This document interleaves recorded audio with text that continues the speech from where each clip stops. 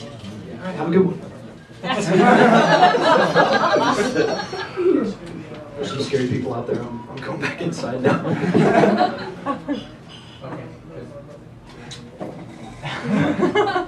Hey everybody. Thanks for coming out tonight to see us. My name is Christian Rex Sears, like the religion, the dinosaur, and the store. My parents decided a cheap marketing ploy would work for their name. Again, thank you all for being here.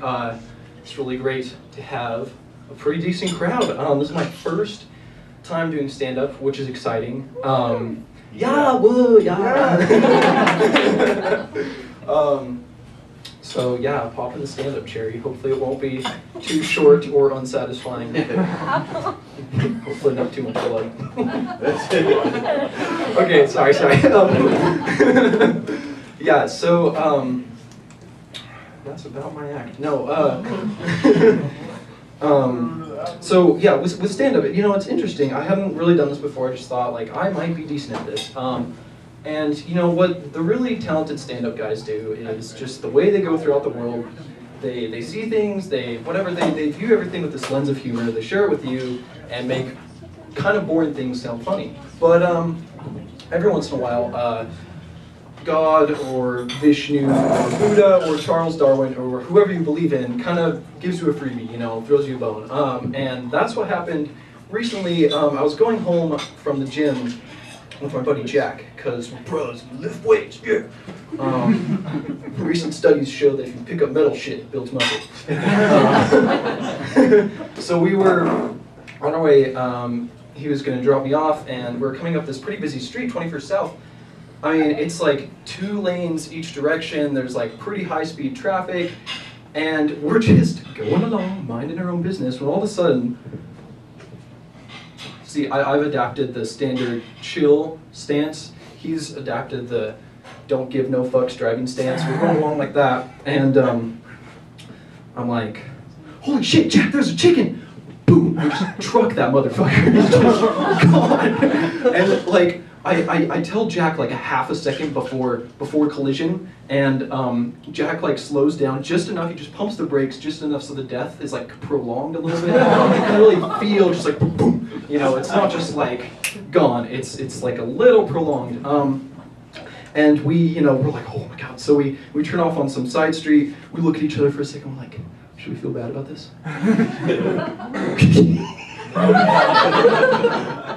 We just hit a chicken. It was crazy. I mean, this stupid bird just, you know, and then boom, gone. We like to think that maybe he was like a really shitty chicken, like he was coming home drunk after cheating on his wife and was gonna, you know, kick the dog on his way in or something. But you know, I mean, maybe he was coming back from the homeless shelter. We'll never know. We'll never know. But he is very dead.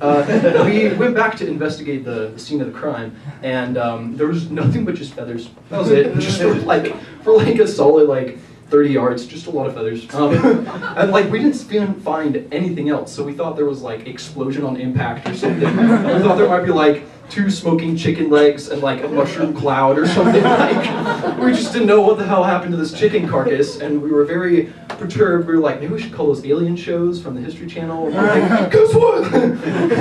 Our dead chicken got abducted. Yeah, interesting stuff. So not very far away from the chicken incident is where I grew up. It's great to be back in my hometown during this tour. I'm just kidding. I wish. But yeah, growing up here, you know, it's not too bad. Sometimes Salt Lake can be a little quiet, sometimes a little boring, but you know, you're raised with good values, maybe. I don't know. But it just gets interesting when you have a Mormon upbringing like I did. Now, I personally am not, you know, all about that church life no more. But my parents were kind of Mormon, and they raised me, you know, kind of don't date till you're 16, and you know, keep your filthy hands away from everything, and stuff kind of like that. I mean, they're good parents, but they did kind of have a pretty strong idea about, you know, no sex before marriage and stuff, and so. in my senior year of high school, I decided it was time to be a little bit rebellious. I've been getting good grades and, you know, just listening in class and being boring as shit. And, I mean, and I was bothered because, like, all my friends were starting to, you know, like, get girlfriends and stuff like that, and that was not happening for me. And I was like, you know what I need to do? I need to be a bit of a rebellious douchebag, which, by the way, is totally true.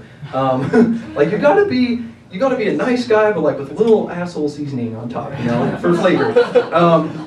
And so I was in my senior year, I kind of started, you know, wandering from the straight and narrow path a little bit, and my dad kind of got the sense that I was, you know, coming home a little too late, like, what's up with this kid? So he starts, he looked through my phone. Oh, fuck, that was bad. So he saw all my texts, and for those of you who haven't recently come into contact with any 17-year-old males, they're kind of like a subhuman species. They only have like really nasty things to say to each other, just like, shit, fuck, I want to get laid, tits, you know, like, you're just overflowing with this, like, you know, really compressed, like, sexual angst, whatever. And so, like, okay, here's a specific I remember, and this is something my dad read. I was out in the parking lot, just kind of chatting it up with this girl, kind of flirting with her, and I was like, just getting in my car on the way home. My buddy walks by, I'm like, hey, what's up? He's like, oh, hey, and he texts me later, he's like, so stupid, he's like, we'll call the girl Catherine. He's like, dude, you getting a casual HJ from Catherine before you go home? What the fuck, no. But, of course, I had to respond, yeah, dude, totally, you know, and so he responds to that, like, oh, just don't forget the lotion. Like I said, subhuman species, not capable of complex interaction. Anyway, so, so my dad reads, you know, shit like that, and this is what turned out to be hilarious. He thought it was all 100% serious. He did not know I was joking around. He thought my dick was in half of Salt Lake City every weekend. It was really funny. I mean, at the time it was terrifying, because here's what happened. So he looked through my phone. He's like, son, we're gonna go have a talk. I was like, I'm gonna go grab a bulletproof jacket and run. You know, because, like, what dumbass wouldn't?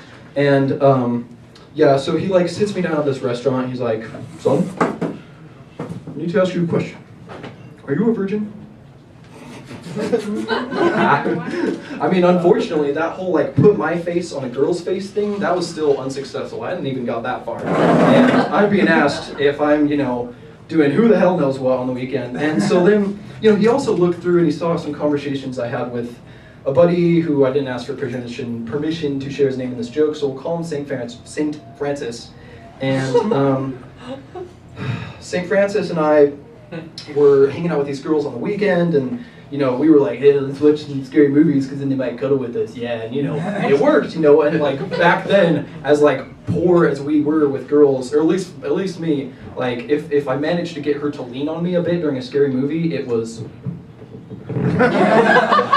So I was pretty stoked, and and so my dad had been reading through a conversation we had, and again we were making these stupid fucking jokes, just like, oh, let's get laid in your basement, get blowjob under the car, yeah.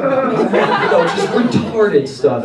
And he reads this and thinks it's serious, and I was like, Dad, like, do you actually think we were having, like, orgies in St. Francis' basement? Like, do you really think that's what was going on? And he's like, how should I know? Common sense, motherfucker. Like, you know, he thinks I'm having, like, these Wolf of Wall Street style, like, you got hookers, just, oh, like, what? You know, but, I mean, it's just kind of funny looking back on it. So, yeah, that was one of the more interesting incidents growing up. And then, since then, I've come up to the University of Utah. I'm taking classes that I kind of maybe like a little bit. And one of my classes that's a little more interesting is a internship for Congressman Stewart. Congressman Stewart he's a moderate right by Utah definition, which nationwide means just short of fascist. Yeah. But I like him. Like, he has some pretty good ideas, and, like, I don't mind working for him, even though I am, by the national standard, I'm, like, moderate left. So that in Utah makes me a communist. Like, got, you know, Lenin tattooed here, Stalin here, say my nightly prayers to Karl Marx, like, all that, you know.